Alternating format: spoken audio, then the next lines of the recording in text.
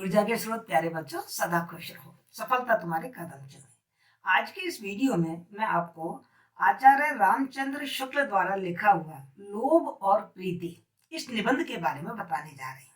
इस निबंध पर मैं 2 वीडियो बनाऊंगी। ये पहला वीडियो है, इसमें मैं आपको लोभ और प्रीति का अर्थ समझाऊंगी। शुक्ल जी ने इन दोनों में क्या समानताएं बताई है, लोभ प्रीति में क्या अंतर बताए हैं, उनको स्पष्ट करूंगी अलग से बिंदुवार। और साथ ही इस निबंध का मूल प्रतिपाद्य क्या है, मूल संवेदना क्या है, इसका उद्देश्य क्या है, इस पर विस्तार से चर्चा करेंगे। जो सेकंड वीडियो है उस पर हम पूरे निबंध की व्याख्या करेंगे, एक एक सूत्र को खोल खोल के उसका विश्लेषण करेंगे। तो शुरू करते हैं आज के इस वीडियो को। हिंदी निबंध के सम्राट कहे जाने वाले आचार्य रामचंद्र शुक्ल जी के मनोविकार संबंधी निबंध उनकी प्रखर प्रज्ञा के उपज है, जो उन्होंने सन 1912 से 1918 के दौरान लिखे थे। और ये संख्या में 10 है ये निबंध। भाव या मनोविकार, उत्साह, श्रद्धा और भक्ति, करुणा, लज्जा और ग्लानि, लोभ और प्रीति, घृणा, ईर्ष्या, भय और क्रोध।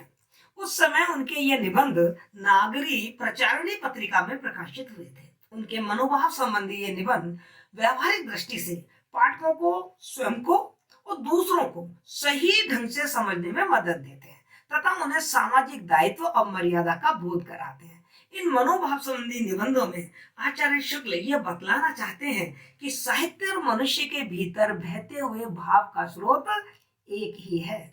वे मनोभावों को हमेशा लोक व्यवहार और नैतिकता की कसौटी पर कसते हैं, परखते हैं, तो मानव जीवन में उनकी आवश्यकता, मूल्य और महत्व का निर्धारण करते हैं।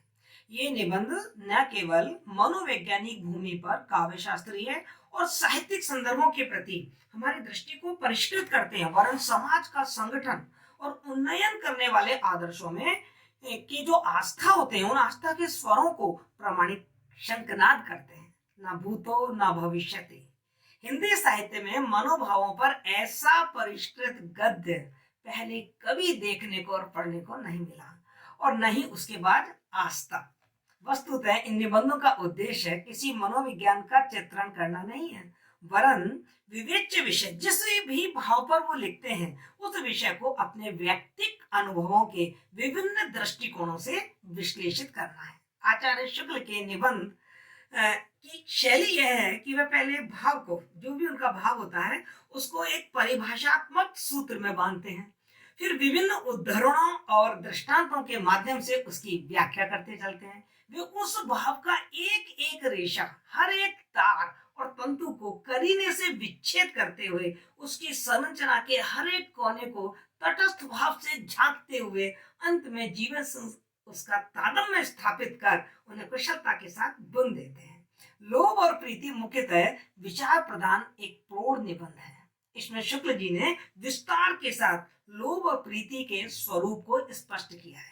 सामान्य व्यवहार में हम लोभ और प्रीति को परस्पर विपरीत भाव के रूप में देखते हैं, लेकिन शुक्ल जी ने इन दोनों की एकता से अपने निबंध को प्रारंभ कर फिर इनमें परस्पर विरोध की ओर संकेत किया है। मिलते जुलते इन दो भावों की वे सूक्ष्मता से तुलना करते हैं और फिर उनके विकास के विभिन्न सोपानों को रेखांकित करते हुए हर एक पहलू का विस्तार के साथ विवेचन और विश्लेषण करते दिखाई देते हैं। आइए देखते हैं कि आचार्य रामचंद्र शुक्ल ने इस निबंध में लोभ और प्रीति की क्या परिभाषा, क्या अर्थ बताया है।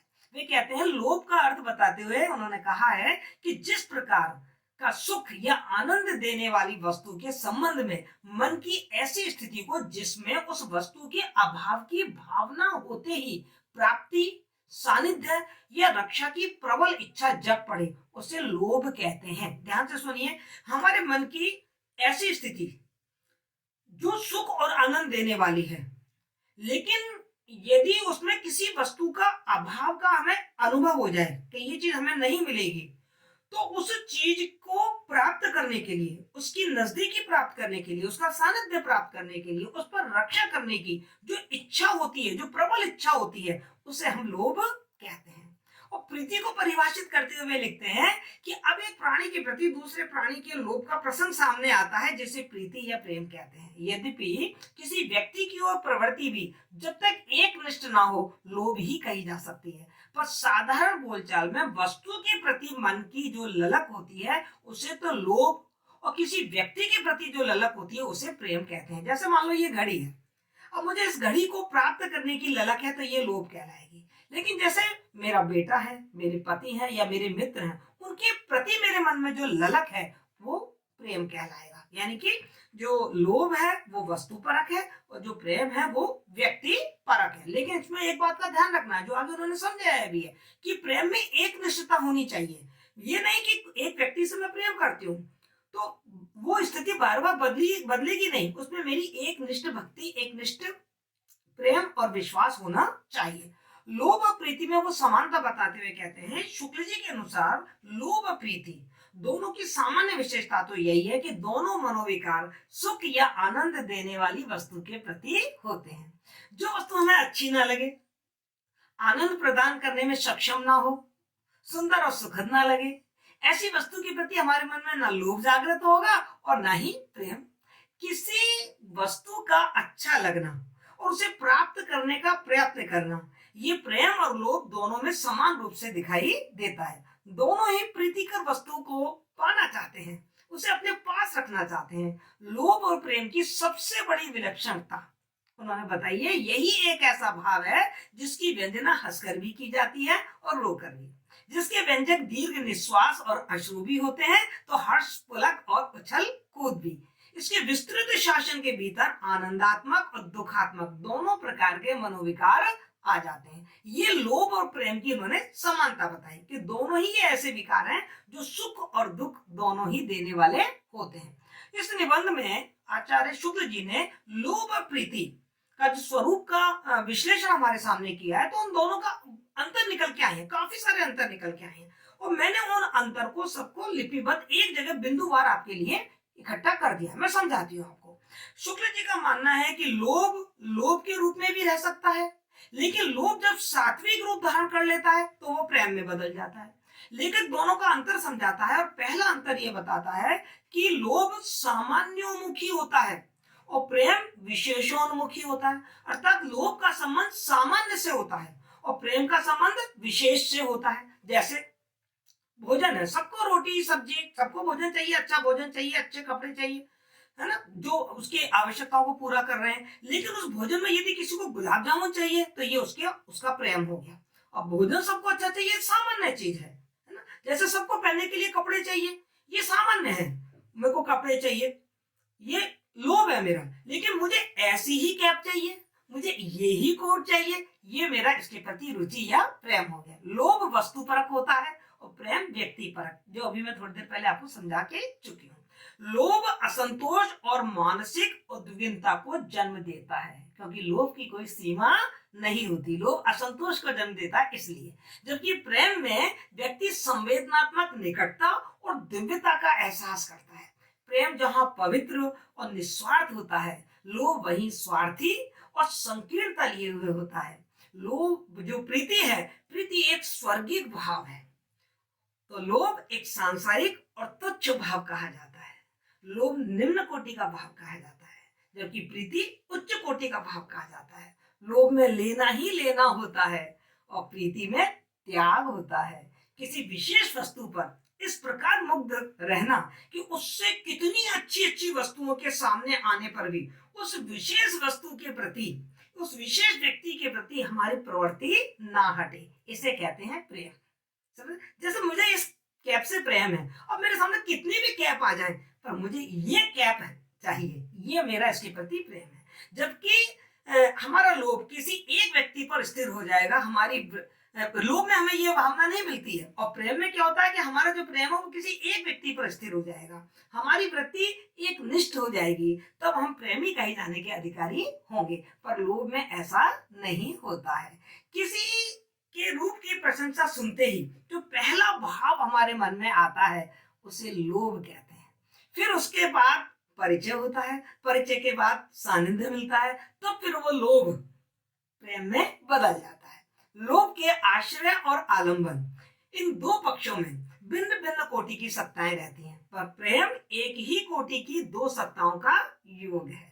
वस्तु के भीतर लोभी चेतना का कोई विधान नहीं देखता। अब ये वस्तु है, इसके अंदर कोई चेतना नहीं है जिस पर मैं प्रभाव डालने का कोई प्रयास करूं। मतलब मुझे इस घड़ी का लोभ है, पर मैं इस घड़ी पर कोई प्रभाव डालने की कोशिश नहीं करूंगी। पर प्रेमी क्या करता है, प्रिय की अंतर्वृत्ति पर प्रभाव डालने में तत्पर रहा करता है। मैं जिससे प्रेम करूंगी ना, उसको प्रभावित करने की सोचूंगी, क्योंकि वो भी मुझे प्रेम करे। प्रेम डालने की यह वासना प्रेम उत्पन्न होने के साथ ही जगती है और बढ़ती चली जाती है। कई बार इसको बढ़ाने में हम करुणा और दया का भी सहारा लिया करते हैं। वस्तु पर लुप्त होकर कोई लोभी उस चिंता में नहीं पड़ता कि उस वस्तु को मालूम हो जाए कि वह उस पर लुप्त है। मैं इस घड़ी पर बहुत लुप्त हूँ, है ना, बहुत मुझे ये घड़ी अच्छी लगती है, मगर मुझे ये चिंता नहीं है कि ये घड़ी भी मुझे चाहती है कि नहीं चाहती है। लेकिन प्रेमी इस बात के लिए आतुर होने लगता है कि प्रिय को उसकी प्रेम की सूचना मिल जाए। प्रेमी को इस बात की चिंता रहती है कि प्रिय को भी उससे प्रेम हो जाए। मतलब अब इस घड़ी को मुझसे प्रेम है, ये मुझे चिंता नहीं, और है भी नहीं, ये भी आप भी जानते हैं, घड़ी को मुझसे प्रेम नहीं है, निर्जीव है ये। लोभी को नहीं होती ये वाली बात, लेकिन प्रेमी को जिस घड़ी ये पता चल जाए कि चाहने वाले के चित्त भी उसकी ओर थोड़ा थोड़ा खिंचा है, बस उसी घड़ी में वह लोभ की ऊपरी सतह से और गहरे में जाकर प्रेम के आनंद लोक में मग्न हो जाता है। तो ये मैंने आपको लोभ और प्रीति का अंतर बताया, वो अंतर बताया जो कि आचार्य रामचंद्र शुक्ल ने जगह जगह इस निबंध में बता रखे हैं। वहां से वो बिंदु छांट के मैंने आपके लिए एक जगह इकट्ठे कर दिए हैं। आइए देखते हैं इस निबंध का मूल प्रतिपाद्य क्या है। लोभ और प्रीति निबंध में जीवन के विविध पक्षों के बीच से यात्रा करते हुए आचार्य रामचंद्र शुक्ल इस भाव को स्थापित करते हैं कि लोभ कहां तक सामाजिक विकास में मदद करता है। वो ये भी देख रहे हैं, मैंने आपको ऊपर भी बताया, वो हर मनोभाव के दोनों पक्षों को बताते हैं। तो लोभ क्यों एक बुनियादी जरूरत है, मतलब हम इंसान लोभ करते हैं तो इसका यूज क्या है, इसका उपयोग क्या है, किस सीमा के बाद वह लोलुपता में बदल जाता है, बुराई में बदल जाता है, वे उसकी सीमा निर्धारित करते हैं। लोभ के विभिन्न प्रकारों की चर्चा करते हैं, सामाजिक लक्ष्य के संदर्भ में उसका परीक्षण करते हैं, लोभ के लोक मंगल स्वरूप पर प्रकाश डालते हैं कि कौन सा जो लोभ का जो रूप है वो लोक मंगल का रूप है, सकारात्मक है, और साथ ही उसकी अतिशयता से, यदि लोभ ज्यादा हो जाए तो उसकी अतिशयता से जो स्वार्थ केंद्रित मनुष्य किस प्रकार से आत्मज्ञान से शून्य होकर अपकर्ष को प्राप्त करता है, पतन को प्राप्त करता है, उसकी भी वो खुलकर व्यंजना इस निबंध में कर रहे हैं। शुक्ल जी साम्राज्यवादियों के लोभ का यथार्थपरक विश्लेषण करते हुए लोभ और असंतोष के संबंध को भी इस निबंध में हमारे सामने खोलकर रख देते हैं। धन का लोभ आज आधुनिक समाज में असाध्य मानसिक रोग की तरह व्याप्त हो गया है। हम सब जानते हैं, हम मतलब चारों तरफ एक आपाधापी सी मची हुई है। वास्तव में लोभ के कारण हमारा चरित्र नीचे गिर जाता है। आचार्य रामचंद्र शुक्ल ने इसको समझाया है कि किस तरीके से और जो और हमारे मनोभाव हैं, उन मनोभावों का अतिक्रमण किस तरीके से करता है लोभ। लोभ मनुष्य के व्यक्तित्व के विकास का बहुत बड़ा अवरोधक बन जाता है जब ये अपनी सीमा से ज्यादा बढ़ जाता है। उसका प्रभाव अंतःकरण की शेष वृत्तियों पर यह होता है कि वो उनको कुंठित कर देता है। जो लोग मान अपमान के भावों को, करुणा दया के भाव को, न्याय अन्याय के भाव को, यहाँ तक कि अपने खुद के कष्ट निवारण या सुख भोग की इच्छा तक को दबा दे, वह मनुष्य को मनुष्य तक कहां तक रहने देगा। हम खुद सोचें इस बात को। जब हमें इतना लोभ आ जाए कि हम अपनी ही चीज का प्रयोग अपने सुख के लिए भी नहीं कर पा रहे हैं। वे व्यंग करते हुए कहते हैं कि लोभी मनुष्य का इंद्रिय दमन योगियों के दमन से कम नहीं होता। लोभी व्यक्ति पर क्रोध और भय, ईर्ष्या हमेशा हावी रहती है। अन्य मनोविकारों की तुलना में वो कहते हैं लोभ अधिक स्थायी रहता है, वह अन्य मनोविकारों को दबाने में अधिक सक्षम है। यहाँ शुक्ल जी ने क्रोध का उदाहरण दिया है तथा क्रोध से लोभ की तुलना की है। क्रोध के कारण जो अन्य मनोवृत्तियां बाधित होती हैं वे प्राय क्षणिक होती हैं। क्रोध के आवेग के चरम क्षण के बाद वह शांत हो जाता है, लेकिन लोभ तो सुख की आकांक्षा के साथ ही प्रारंभ होता है और उसके बाद वो बढ़ता ही चला जाता है, और वह अपने धन की रक्षा के लिए उचित अनुचित मतलब जो लोभ होता है हर तरीके के अपने विवेक को त्याग देता है। लोभ एक ऐसी कामना है जिसकी पूर्ति कभी नहीं होती है। लोभ से तृप्ति नहीं होती, ऐसा इसलिए क्योंकि जिस प्रकार काम से काम की पूर्ति नहीं होती, उसी प्रकार लोभ की लोभी से पूर्ति नहीं होती।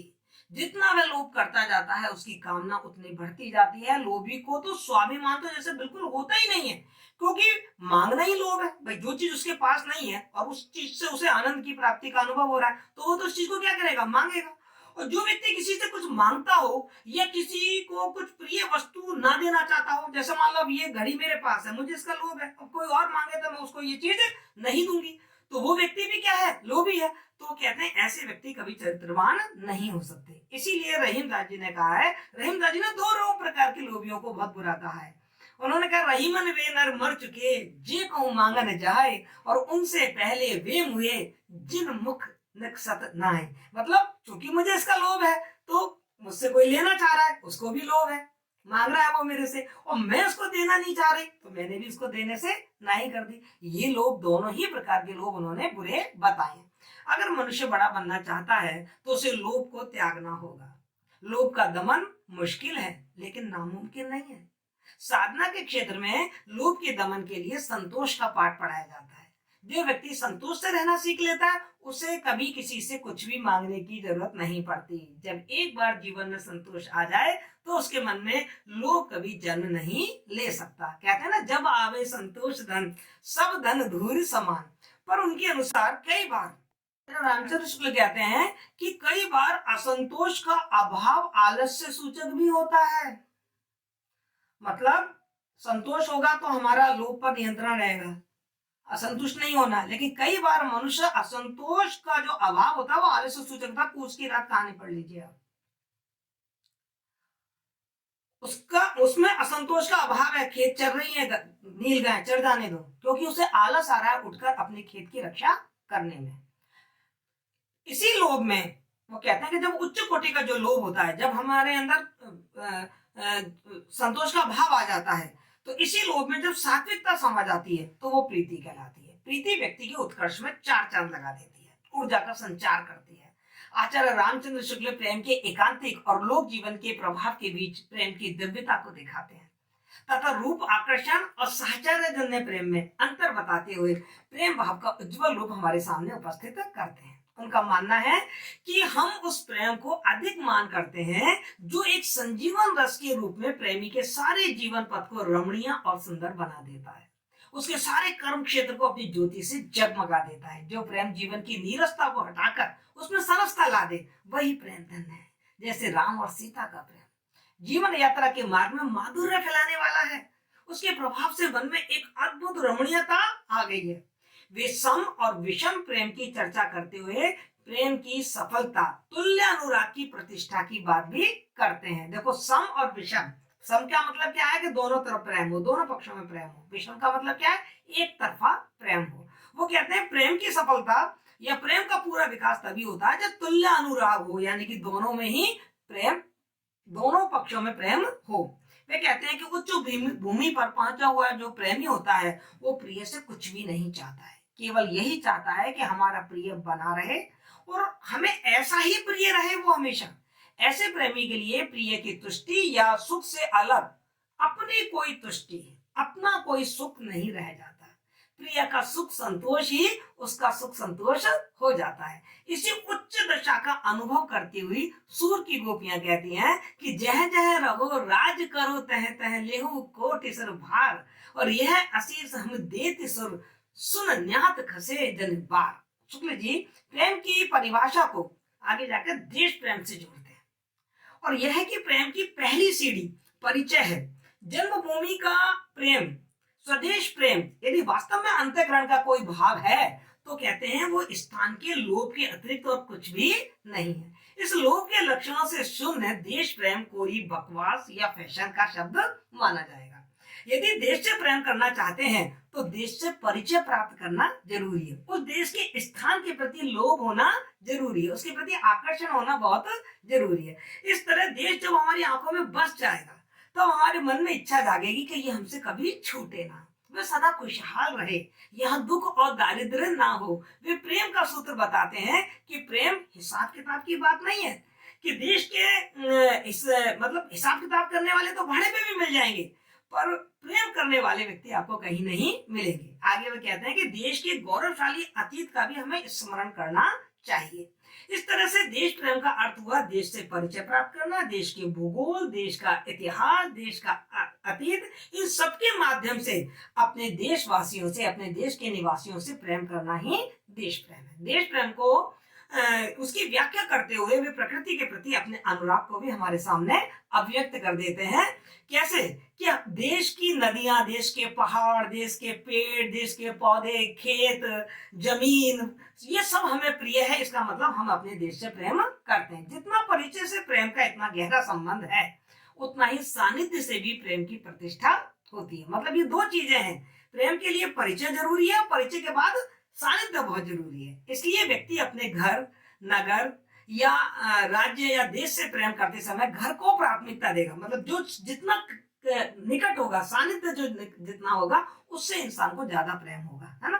तो जैसे घर रखा, घर के बाद अपने फिर नगर रखा, नगर के बाद राज्य रखा, राज्य के बाद देश रखा, तो हमारा घर से ज्यादा सानिध्य है। तो क्या होगा, व्यक्ति किसको प्राथमिकता देगा? घर को पहली प्राथमिकता देगा। आमतौर से लोग अपने घर की रक्षा के लिए दूसरे घर से लड़ पड़ते हैं, पुर की रक्षा के लिए दूसरे पुर से लड़ पड़ते हैं, नगर की रक्षा के लिए, राज्य की रक्षा के लिए दूसरे राज्यों से लड़ पड़ते हैं। पर शुक्ल जी कहते हैं कि ये संकुचित हृदय की निशानी है, ये संकुचित प्रेम है। शुक्ल जी इसको ठीक नहीं मानते। हालांकि शुक्ल जी का ये भी मानना है कि कई बार इससे उल्टा भी होता है। बहुत से लोग ऐसे भी होते हैं जो देश को प्राथमिकता देते हैं और उसके लिए वो अपने घर को, अपने बाप को और अपनी निजी चीजों को त्याग देते हैं। उच्च प्रेम की जो भूमि है और संकट के समय लोग अपने देश के लिए ऐसा प्रेम करते हुए देखे गए हैं। भगत सिंह, चंद्रशेखर आजाद, बहुत सारे नाम हैं इस तरीके के जो हमने देखे हैं, जिन्होंने देश को प्राथमिकता दी है और खुद को, अपने घर को उन्होंने त्याग दिया। रसखान में भी तो हम यही देखते हैं। रसखान भी तो कृष्ण की जो लखटी और कामरिया है, उस पर तीनों पुरों का राज सिंहासन तक ताकने को तैयार है। वो कह रहे ना, या लखटी और कामरिया पर राज त्यों पुर को तज डारूं, और आठों सिद्ध नवो निधि को सुगनंद की गाय चराय विसारूं, और रसखान कबो इन आंखन सो ब्रज के बनभाग तड़ाग निहारूं, और कौटिक ये कल दोहत के धाम करील के कुंजन ऊपर वारूं। शुक्ल जी का यह मानना है कि जीवन की और जगत के प्रति हमारे मन में किसी तरह का आकर्षण और सानिध्य होना चाहिए, जरूरी है। यदि नहीं होगा तो हमें स्वदेश के प्रति प्रेम की भावना कैसे जागृत होगी? प्रकृति के प्रति प्रेम, स्थान के प्रति प्रेम, वस्तुओं के प्रति प्रेम, यहाँ के लोगों के प्रति प्रेम होने पर तो इंसान में देश के प्रति प्रेम जागृत होगी। मतलब देश प्रेम हम दिखाएंगे कैसे? इन सब चीजों से प्यार करके, इन सब चीजों की रक्षा करके तो हम अपने देश के प्रति अपना प्रेम दिखाएंगे। प्रेम के संदर्भ में कर्म सौंदर्य पर भी जो रामचंद्र शुक्ल जी है वो बहुत जोर देते हैं। यहाँ कर्म पर शुक्ल जी इतना बल इसलिए दे रहे हैं क्योंकि शुक्ल जी ने जब ये निबंध लिखा था उस समय हमारा भारत पराधीन था, और देश को पराधीनता से मुक्ति तभी मिल सकती है जब वहां के लोगों में स्वदेश प्रेम भी हो, और स्वदेश प्रेम के साथ साथ वह कर्तव्यनिष्ठ हो, सक्रिय हो। ये सक्रियता पराधीनता के विरुद्ध जन संघर्ष में भागीदारी के रूप में बहुत महत्वपूर्ण भूमिका निभा रही थी। इसलिए शुक्ल जी ने जो प्रेम है उसमें सक्रियता और जो कर्मशीलता है उसका महत्व बताया। शुक्ल जी के अनुसार प्रेम का अंतिम लक्ष्य मानव मात्र से प्रेम होना चाहिए, जिनकी आत्मा समस्त भेद कर, जितने भी भेदभाव है उन सबको छेद कर, उनको भेद कर अत्यंत उत्कर्ष पर पहुंची हुई होती है। वे सारे संसार की रक्षा चाहते हैं। जिस स्थिति में भूमंडल के समस्त प्राणी, कीट पतंग से लेकर मनुष्य तक सुखपूर्वक रह सके, उसके अभिलाषी होते हैं। ऐसे लोग विरोध से परे होते हैं, और जो लोग उनका विरोध करते हैं वे सारे संसार के विरोधी हैं। वे लोक के कंटक हैं, कांटे हैं। ऐसे लोग किसी का हित नहीं कर सकते। जीवन के प्रति अनुराग, कर्म पर बल, स्वदेश के प्रति प्रेम, इन बातों को यदि एक साथ मिलाकर देखें तो हमें निबंध के उद्देश्य को समझने में तनिक भी कठिनाई नहीं होगी। लोभ और प्रीति के मनोभावों द्वारा वे जीवन और जगत के प्रति एक सकारात्मक, एक विवेकपूर्ण दृष्टिकोण विकसित करना चाहते हैं। ऐसा दृष्टिकोण जो इन मनोभावों को असंयमित न होने दे और जो लोगों को कर्म और कर्म करने के लिए प्रेरित करे। मनोभावों की जीवन में अहम भूमिका होती है, लेकिन उनमें संतुलन होना बहुत जरूरी है। और इस निबंध में शुक्ल जी इस बात को स्पष्ट करते हुए लिखते हैं कि किसी मनोविकार की उचित सीमा का अतिक्रमण प्राय वहां समझा जाता है जहां और मनोवृत्तियां दब जाती हैं, ये उनके लिए बहुत कम स्थान रह जाता है। उस समय हमको इस मनोविकार पर नियंत्रण कर लेना चाहिए। इस दृष्टि से विचार करने पर हम पाते हैं कि शुक्ल जी की दृष्टि में सभी मनोविकारों की जीवन में थोड़ी बहुत सकारात्मक भूमिका होती है, चाहे वो देखने में हमें मनोविकार लगे।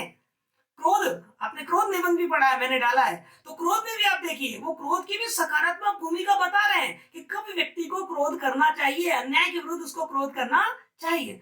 प्रीति को तो आमतौर पर सकारात्मक ही माना जाता है, लेकिन लोभ भी जीवन में अच्छी भूमिका निभा सकता है। यही नहीं, लोभ का सकारात्मक पक्ष ही उसे प्रेम के रूप में परिणित कर देता है। इस निबंध में शुक्ल जी ने हमको यही को सबको समझाने की कोशिश की है। निबंध के अंत में लोभ या प्रेम की विलक्षणता की चर्चा करते हुए शुक्ल जी कहते हैं कि ये सुखात्मक भी होता है और दुखात्मक भी। इसीलिए संस्कृत आचार्यों ने श्रृंगार रस के भी दो भेद किए हैं, है ना। जब लोभ और प्रेम हमारे पास है, जब वो हमें आनंद दे रहे हैं, उस समय संयोग श्रृंगार, और जब वो हमसे अलग है, जब वो हमें दुख दे रहे हैं, हम दुख का अनुभव कर रहे हैं, वो वियोग श्रृंगार। उनके अनुसार आलम्बन की उपस्थिति पर निर्भर करता है संयोग और वियोग होना, है ना। आलम्बन की उपस्थिति रहने पर आनंद और उसके ना रहने पर दुख उत्पन्न होता है।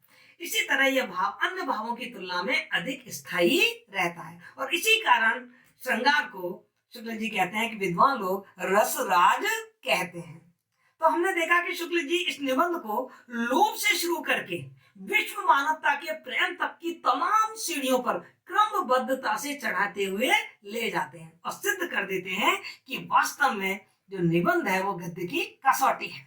हमें मालूम पड़ जाता है कि उन्होंने इस गद्य में, इस निबंध में किस तरीके से लोभ और प्रीति को पूरी तरीके से हमारे सामने स्पष्ट और विश्लेषित करके रख दिया है कि हम बहुत अच्छी तरीके से समझ गए कि लोभ का हमारे जीवन में क्या महत्व है, प्रेम कैसा होना चाहिए, और कौन सा प्रेम मानव प्रेम तक या विश्व प्रेम तक हमको पहुंचा सकता है।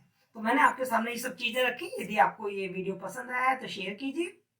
आपके जो भी सुझाव हों उन्हें कमेंट बॉक्स में अवश्य लिखें। Thank you so much.